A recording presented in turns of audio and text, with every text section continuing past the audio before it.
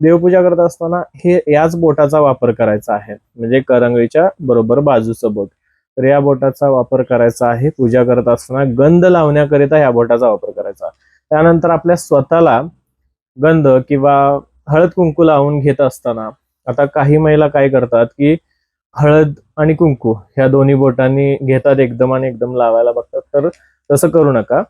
मधल्या बोटानेच आपण पहिल्यांदा हळद लावायची आहे, नंतर कुंकू लावायचं आहे. म्हणजेच आपण जसं बोलताना बोलतो हळदी कुंकू, तशा पद्धतीने ते करायचं आहे. पुरुष लोकांनी गंध लावत असताना हा मधल्या बोटानेच लावायचा आहे.